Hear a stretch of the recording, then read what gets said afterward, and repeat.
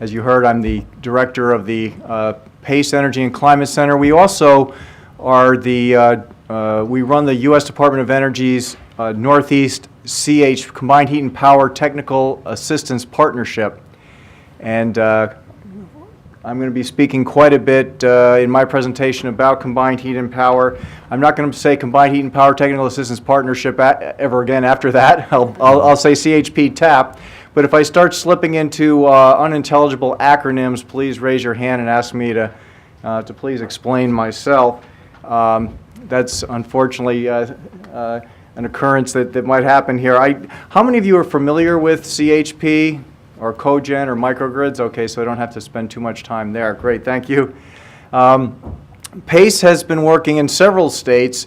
For many years, I've been running the CHP Center, the CHP TAP in the Northeast since 2004. I partner with UMass Amherst, the Graduate School of Mechanical Engineering, and we've been working in relative obscurity, I would say, for many years, not by our own choosing, but simply because CHP is not nearly as exciting or as sexy as wind turbines and solar panels and so on. Folks have said that you can't write folk songs about CHP facilities in the boiler room. It just hadn't grabbed people's attention. But with the two storms that hit in 2011, Hurricane Irene, the freak late October snowstorm, the Halloween snowstorm, and then followed, especially by Hurricane Sandy, Superstorm Sandy, all of a sudden, there was a great deal of interest in CHP, district energy systems, microgrids with CHP. All of a sudden, we seem to have a solution to a problem that folks were interested in solving. So we came kind of out of the shadows where we had been for some period of time, and all of a sudden grabbed a lot of attention. Now with Sandy, we had great case studies. We were able to talk about Co-op City that kept running with over 60,000 people. We were able to talk about South Oaks Hospital in Amityville, Long Island, that for 15 days operated isolated from the LIPA system. They were asked to go down the night before Sandy hit, and they continued to operate for 2 weeks, serving patients, serving the local community, refrigerating medicines, taking in patients from other facilities, any number of good stories like that. Princeton, we talked to Princeton's facilities manager, Tom Nyquist. He gave a great quote for us. He said that they lost power from the Elm Street substation and their other main feed. They were down for 52 hours, and yet their cogen system was able to keep the campus powered, critical research laboratories going, the dorms were kept going, so on and so forth. And at the end of his little quote, he said, I'm sure glad we have a cogen system on our campus. So again, we don't have all the answers. We are a component. I would like to say we're a component of a resiliency strategy. States are beginning to look at microgrids as a way to provide resilient energy to critical infrastructure. And what are we speaking about here? Hospitals, emergency responders, police, fire, medical, water and wastewater treatment facilities, public sewage, public shelters or facilities of refuge, critical communications. And then again, there's these so-called Tier 2 sites that are not essential public services, but sites that you would like to keep operating during extended outages of extended duration, pharmacies, groceries, gas stations, and so on. And I forgot to mention that we've been working with several of the states. We're helping to write the New York State. New York State has a microgrids study that was the legislature mandated last April. It's due this April. And we're working with a team that includes NYSERDA, the Department of Homeland Security and Emergency Services, the New York Public Service Commission, and several consultants. We're writing sections on legal and regulatory matters, the utility interface, and business and ownership models. We've been working with Connecticut DEEP, Department of Energy and Environment, where Connecticut is running a path-breaking innovative program on microgrid pilots, which has since been matched. Governor Cuomo announced a $40 million pilot. Innovation Prize for microgrids in the state of the state this year, and within a week, Governor Patrick announced his own $40 million. So the Northeast is really the epicenter of what's going on here in using microgrids or district energy systems with CHP as a resilience, as a tool, a component, a tool in our tool chest. I don't think there's any place in the country that's anywhere near where we are, given what Governor Cuomo, Governor Malloy, Governor Patrick have all announced. So, microgrids. Microgrids can combine a variety of different technologies. They serve different types of energy users.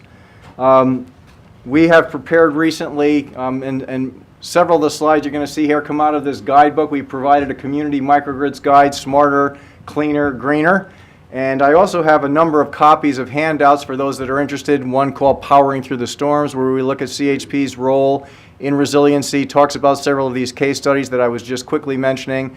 We also have another handout about CHP in hospitals, economic, reliable, and clean, proven economic, reliable, and clean. But in any event, we're talking here about a suite of technologies, a variety of different technologies that oftentimes combined heat and power. CHP serves as the centerpiece of a reliable, clean, and economic microgrid. So in this instance, we have a hospital with a combined heat and power system in close proximity, let's say to a retirement home or a senior center or some other center that one would like to keep operating during an outage of extended duration. I need to step back and first say what we always should say, and that is before one does a microgrid or sizes the generation or sizes the CHP, the first essential, most important thing to do is to do a deep energy efficiency retrofit, to do whatever cost-effective energy efficiency makes sense at that facility. You don't size a generator for inefficient loads. You don't put in your generator and then think about the efficiency, because the efficiency always, or nearly always, is the most cost-effective way. You want to do that first. You want to right-size your generation to the loads that once the energy efficiency has been accomplished. So again, combined heat and power oftentimes stands at the center, and I've been asked to talk a little bit about financing. Unfortunately, we don't have a good answer there. we can, because the financing aspect of this is still not yet well resolved. And I think I'm stepping in place here of Alex Craigie, the Connecticut Deep person who runs. He was originally asked to talk about these, and I think he will tell you that they're still looking for what's, and I'll steal his phrase, they're still looking to what they call the path to zero. The path to zero meaning the path to zero subsidy. But right now, and for good reason, and we may not ever have that path to zero, but a lot of the benefits created here are societal benefits. Resiliency is a societal benefit. And to ask private end users to pay for societal benefits is difficult, if not impossible. So there may often, and certainly there is today, there is really a public role for public benefits. Some of the benefits are also benefits that flow to utilities or ratepayers. So for example, if you create a more resilient distribution system, if you locate your CHP or microgrid in an area that supports the grid, you may be creating a utility benefit you're not getting paid for. I'll talk a little bit in turn about all of those, but I think on the matter of financing, we don't have the answers. We have the engineering, we have the technologies, we can do this technically, but creating the business models is still a work in progress. But combined heat and power is one good place to start, because a lot of the benefits of a microgrid or a district system with CHP will flow from the savings that are created by high efficiency, environmentally superior CHP. It operates hopefully 24/7. It efficiently provides electric and thermal energy. It reduces greenhouse gas and other criteria pollutant emissions. And also, if it's, again, I don't want to overstate this because you can do this in any number of different ways, but if appropriately designed and configured, it will provide resilient power through storms, blackouts, and other emergency. I should qualify that because the provide seems too definitive. You do have to make investments, so this is an application that can run through disturbances. So let me go back several years. During the 2003 August blackout, to tell this quick story, the NYSERDA had invested in several CHP systems, and the CEO of NYSERDA called his CHP staff during the August blackout And he said, okay, how many of my CHP systems are running? And the engineer said, well, Chairman, all those that were designed to do so. And at that, and at that point in time, but then the message is that after that, beginning in 2005, NYSERDA would not fund systems that would not run throughout blackouts because the CEO learned that you could do it both ways. So going forward, and NYSERDA was criticized for a period of time. They're saying, why are you adding these excess costs? You know, why do you mandate that when you give an incentive that you require that these buildings be able to operate during grid outages? And they said, because these are superior systems. This is public money and we're funding superior systems with public money. But I do want to make that point that there are additional costs involved. These microgrids or community energy systems, we also see this as a way to incorporate renewable and distributed energy. So this is a way to bring in, and once again, the theme that we like or the theme that I want to leave you with, the message is that this is a way to incorporate a suite or a portfolio of resource that would include renewable distributed generation, combined heat and power, energy efficiency, and you see that small circle there at the bottom, perhaps, although if you're too far away from it, intelligent energy management systems. So we can also utilize storage. Kind of the entire panoply here would be to consider these systems to include combined heat and power, distributed generation in the form of renewables, intelligent energy management systems, controls, energy storage, whether that might be battery storage or thermal energy storage. But again, a suite of resources, and we're looking here in this instance of grouping, suppose a hospital, a senior center, a multifamily housing complex, a supermarket, and so on. So once again, just to summarize, whole building energy efficiency retrofits before right-sizing the generation. Think about including renewables, photovoltaics, solar thermal, where appropriate, of course, wind, hydro, and so on. CHP, district heating and cooling systems, kind of as an anchor for this. Energy storage technologies, batteries, flywheels, physical materials, hot water, ice, or hydrogen. Intelligent energy management systems that will allow these microgrids to operate. When the grid is down, when you're running isolated, when you're running your microgrids isolated from the main grid, you then have to do all of the balancing, all of the things that the grid does for you, keeping the frequency correct, keeping the voltage right within tolerances, the frequency within acceptable tolerances. You've got to do that all internally within your microgrid. So you do need to have intelligent energy management devices, and IT systems, controls to communicate, to balance the load in the generation, and smart grid technologies to manage the interface and flows between the macrogrid and the microgrid. I'd like to spend a little bit of time here. I think that it's important. We've been as I mentioned, we've been working a lot with state and with local governments. I did a webinar back on January 30th for the 102 New York rising communities. I was told that of the 102, 40 plus were very interested in microgrids. The big 5 cities in New York have asked me to do a similar presentation in a couple weeks. I think, though, that there's there's an education process that needs to go on here on what is a technically feasible, economically viable system. Do you have the right attributes? So some of the things that we're looking for are a clustering of critical infrastructure facilities that are in close proximity. We're looking for, can you reutilize? Are there existing electric or thermal distribution infrastructure at the site that can be reutilized or productively employed in some way as a means of reducing your infrastructure cost?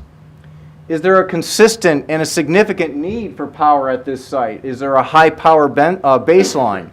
These are all factors that are going to separate a high value opportunity and one, again, that's economically viable, one, again, that's financeable, and one, again, that is not going to require a huge public subsidy.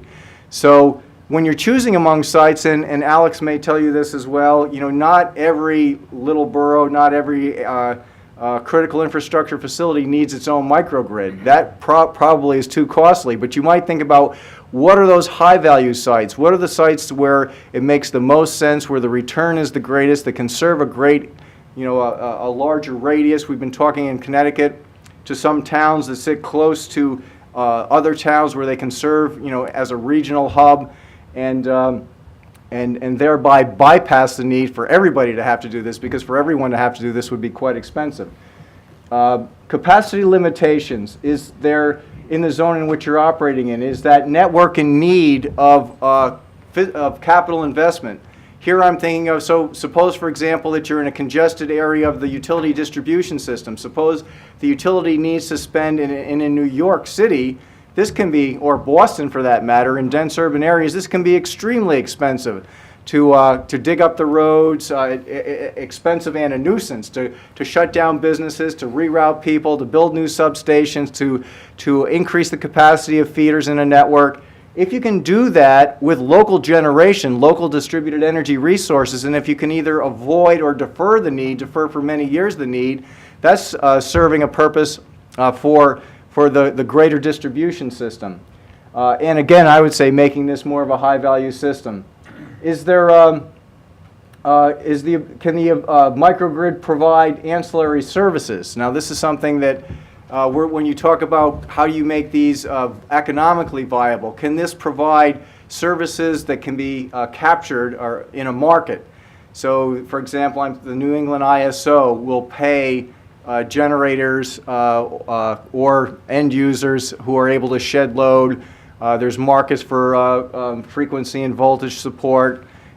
We don't have markets yet at the distribution level, but in Denmark, I'm told, they have established such a thing. So that in Denmark, which has really led the world in CHP and distributed energy, they tell utilities, first you have to try to acquire these services in a market, and only if you can't, then will you be able to get a rate of return and put it in your rate base and build it yourself.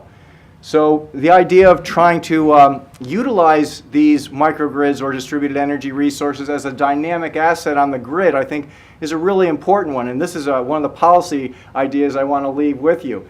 We're doing a lot. States are spending a lot for renewable resources, CHP, distributed resources. How do we use these in the most optimum way to support the grid, to support resiliency, ways that go beyond thinking just about, okay, we have a renewable portfolio standard we have to meet, but let's think more broadly about how do we re-envision the distribution system and the transmission system so these become real important assets that are providing services on the grid in addition to the environmental services that they provide. When I talked about this idea of combined heat and power and being the centerpiece and having buildings in close proximity, this is one of the factors that makes this economically viable. We use this consistent and significant need for power chart here to try to show, to describe what we mean, and perhaps this is not as good as a concrete example that I like to give frequently, and that is, suppose that you have a commercial office building and sitting right next door you have a large multifamily housing complex. Well, the commercial office building is used intensively for 9 to 5, let's say. So between the hours of 9 to 5, that demand spikes up dramatically, but at 5 p.m., the demand in that building might drop by 80%. It falls off of a cliff. So you might need only 1/5 or less the amount of power for many hours of the day in the commercial office building that you need just for those prime hours.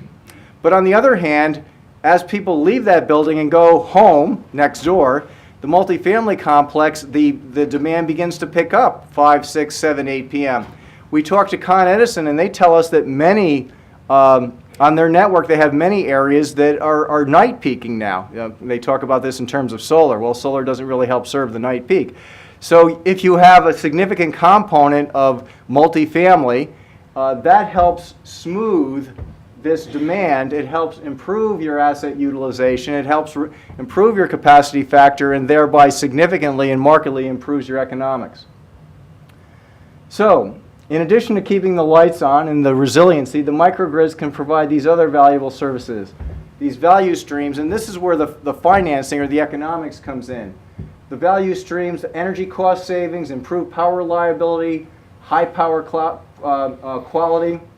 Those are, in that top blue box, those benefits accrue to microgrid users, and those are benefits that one can generally put in a pro forma or a cash flow statement or something that you can take to the bank. These are real savings. These are in your pocket savings. The ancillary services, you may or may not be able to capture that. You may or may not be able to, that may be an uncompensated benefit. You may be able to, in the infrastructure investment deferral, the distribution utility will capture that, but unless the distribution utility is paying you, and they generally don't, you're creating a benefit for everybody and you're not getting paid for it. And the final, in the red box here down the bottom, these are societal benefits. The increased public service availability, keeping essential public services operating during storms, reducing greenhouse gas emissions, criteria pollutant. These are all societal benefits, and once again, those are uncompensated. You're creating them, nobody's paying you for that. So, now starting to talk a little bit more about the financing, and having mentioned the key value streams. The private, the utility, and the public benefits produced by a microgrid may far exceed the costs. So if you look over here, I've stacked on microgrid benefits. As you read over to the right, you'll see that the purple benefits accrue to the microgrid users, and those can be captured, those can be monetized, those can be put into your pro forma, those can be taken to investors and to banks. That helps pay for your investment. But then in the green, you have utility benefits. Well, you're likely not to capture those. And then in the red, you have these societal benefits, and you're not going to capture those. So in terms of the microgrid costs, I'm trying to compare here the costs and the benefits. The blue box shows that you may well encounter this situation where the microgrid owner incurs costs that exceed the benefits that that microgrid owner can capture today, given the state of markets today. So what does that leave us with? Well, that leaves us with the question of how do we pay for it? And in the short term, I would suggest that as we begin to build this out, in the early stages, we probably do need incentives. We do need some government support. We do need to work with the utilities. We do need to try to capture some incentives for utilities when you can prove measured and real utility benefits so that, that these things actually get built. So again, the microgrid developer must monetize enough of these benefits to obtain an adequate return on their investment.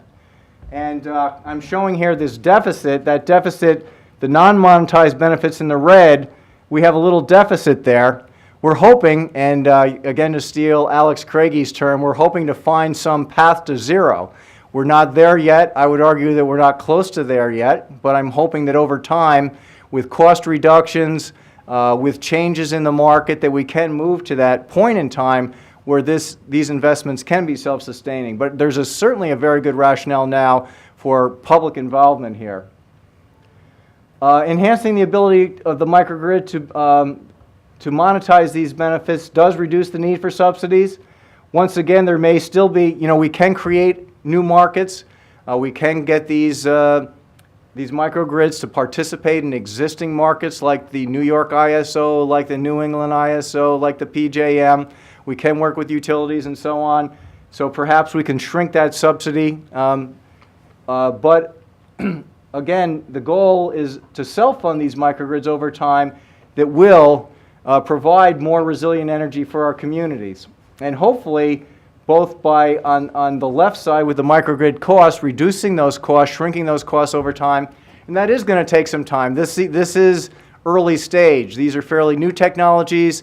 We're in the early development stage. I think we will see a lot of new cost-saving innovations over time that'll shrink the cost box, and I think we can enhance the size over time of the benefits box as well. So, states, what are the initiatives? Eleanor asked to tee up some ideas on what can states do, what are states doing, what can states do. Massachusetts has a municipal resilience grant program. New York has a New York Prize Grants program, both funded at $40 million. The New York Rising Community Reconstruction Program, there's a state microgrid study. And of course, Connecticut instituted the first in nation, nationally innovated microgrid pilot. 18 million was awarded last year, 2013, to nine recipients. There were 28 proposals, 9 recipients. 30 million, RFP number 2 just came out within the last week or so. 30 million will be distributed over the next year for 2 more rounds of funding. State level actions. Well, there's still a lot of uncertainty when you talk up to the development community about, are you encroaching on the utilities' franchise rights? Suppose, Tom Bourgeois LLC decides he wants to hook up a hospital, a wastewater treatment plant, a nursing home, whatever structures in close proximity, a multifamily building.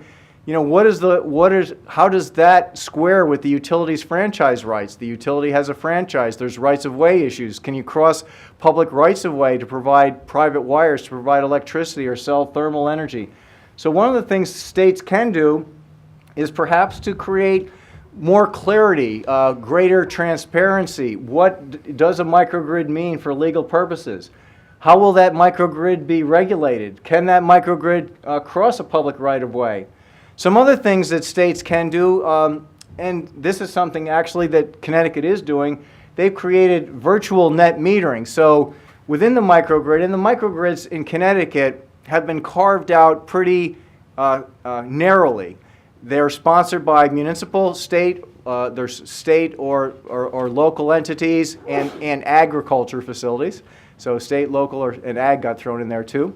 But and also you have to serve some essential public service, but you can create a master account and then you can virtual net meter up to 5 subsidiary accounts.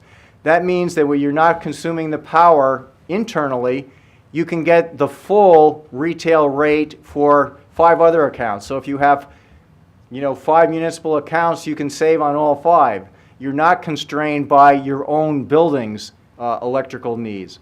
So has been a nice benefit. Financial assistance for pilot projects. Better integrate the microgrid development with other state and utility energy program investments. And that's kind of a catch-all for many different things. Like, for example, one of the keys to making this marketable or financeable is to have a long-term power purchase agreement with a very strong party.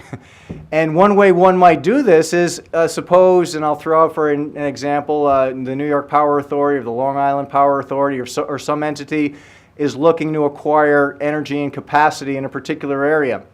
Well, one might think of a long-term contract that gives some preference, for example, to a technically viable, economically feasible microgrid that's providing services, resiliency services, that's providing congestion relief services. Typically what we get, we design RFPs, and what do we get? We get kind of the same old, same old. We get large central station generators that are located far away from where the loads are, and then we send the power a long distance to where the loads are. We do not get small, modular, distributed generation that's right where the customer is, where you can reuse that waste heat, where you can drive your efficiencies up to 70, 80%, where you can serve local congestion needs. Instead, it gets stuck. And let me give you an example. I was talking to someone who described a potential project as what he called a planner's dream. It was going to help defer local, could defer local distribution investment. It could serve resiliency needs. One problem, the sale of electric power and steam generation was relegated to a zone that was zoned high industrial only. Well, he didn't have the clients he wanted in that zone. He wants hospitals, he wants nursing homes, he wants multifamily buildings. They don't live in heavy industrial zones, and that's the only place you could put it. So there's a lot of work I think that needs to be done, looking at our codes. Does it still make sense? If you're putting a near zero emitting, let's say fuel cells or PV, why not be able to site it near multifamily buildings? Why, if you have 80% efficient system, why not be able to site it in these areas that include commercial, that include residential? There may be safety reasons. We can work through those, but I think we need a thoroughgoing review of our bulk capacity acquisition process. We need to review our zoning codes, and we need to think about how we can better integrate distributed energy resources into the development process. And with that, I hope I haven't exceeded my time, and I'd love to take any questions. I do have handouts at my table if you'd like. Thank you.